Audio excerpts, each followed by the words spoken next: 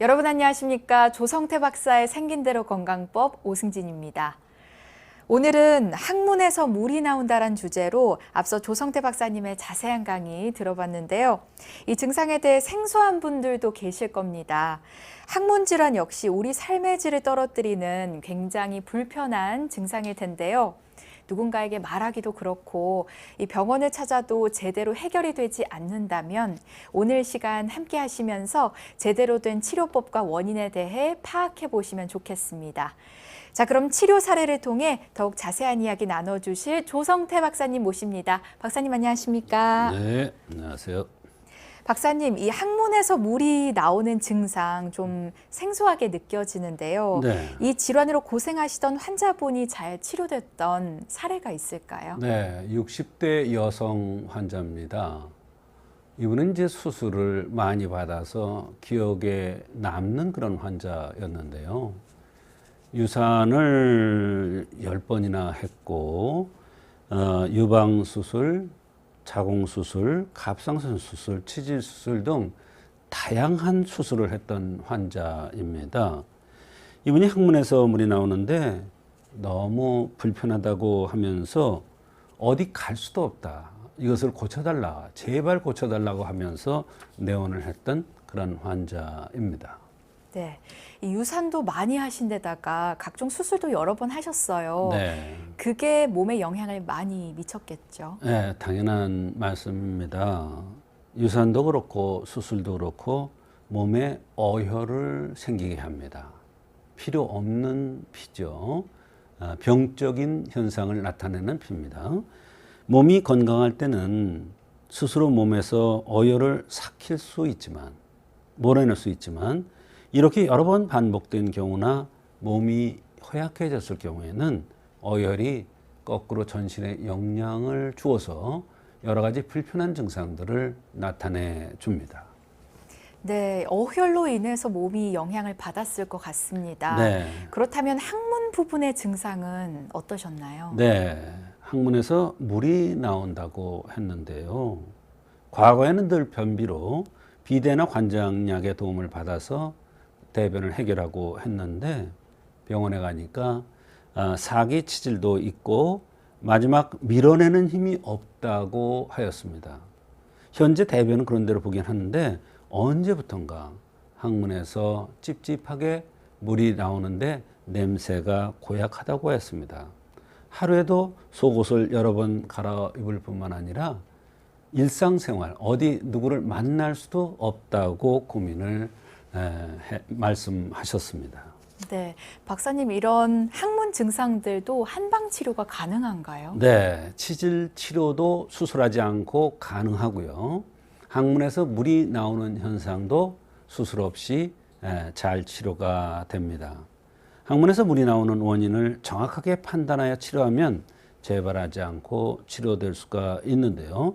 이분의 경우 유산력과 수술력을 보아서 어혈로 인한 맥치로 의심하고 이것을 치료해 주려고 맥치가 굉장히 의심되는 그러한 상황이었습니다. 네, 이 한의학에선 생긴 대로 병이 온다는 차원에 체질이 중요하잖아요. 이분의 그렇습니다. 생김새는 어땠나요? 네, 보통 키에 건장한 체격의 중년 여성으로서 굳이 말하면 양명형의 체질이었습니다. 양명형들은 젊어서는 대체로 건강합니다. 건강한 만큼 몸을 많이 쓰면서 살게 되고 나이 들어서 여기저기 다발성으로 고장이 나는 체질입니다. 그래서 이분이 유산수술도 많이 했던 것 같습니다. 건강하기 때문에 임신이 잘 됐고 또 다른 이 양명형들은 수술을 다른 데도 많이 하는 특징이 있는 그런 체질입니다. 수술을 많이 받았으니 어혈이 발생해서 여러 가지 병들이 생기는 거겠죠. 그렇군요. 이 환자 또 다른 어떤 증상들이 있었나요? 네, 과거에 자궁을 제거했고 좌측 유방 수술을 했답니다. 부갑상선 절제, 치질 수술 10대 때 했고요. 혈압약과 당뇨약을 복용 중이고 밤에 잠을 자다가 4번을 소변을 본다고 했습니다. 대변은 그런 대로 보긴 하는데 시원하지 않다고 했습니다. 어떻게 치료해 주셨나요? 네, 이분은 치질이 심한 상태에 있으므로 항문에서 물이 나오는 것을 치료하려면 치질을 우선적으로 치료해 줘야 됩니다. 한의학에서는 치질을 치료할 때 수술하지 않고 한약이나 다른 침술이나 이런 것에 의해서 치료를 하죠.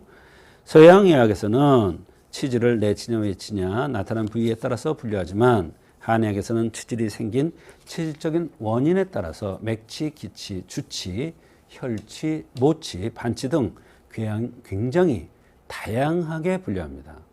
이분은 양명형의 여성으로서 수술을 많이 받은 데다가 대소변이 시원치 않은 체질입니다. 따라서 대소변을 원활치 않아서 해결되지 못한 어혈이나 탁기가 항문의 기능을 악화시킨 것으로 보아서 맥치에서는 감히 추고탕을 처방하였던 것입니다. 네, 그럼 치료 결과는 어땠나요? 약을 복용하시면서 가장 고무적인 것은 대변이 시원하게 잘 나온다는 것입니다. 평생 이렇게 시원하게 대변을 본 적 없다고 했습니다. 대변이 시원하게 잘 나온다는 것은 어혈과 탁기가 제거되면서 대장 항문의 기능이 원활해진다는 뜻이 됩니다.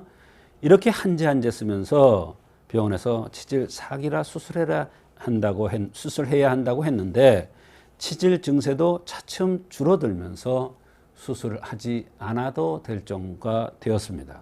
무엇보다 항문에서 물이 나오는 것이 절반 정도 줄었고 70% 줄었고 90% 줄은 단계적으로 좋아지면서 이제는 낮에 속옷을 갈아입지 않아도 불편하지 않을 정도로 좋아졌다고 감사 인사를 한 적이 있습니다.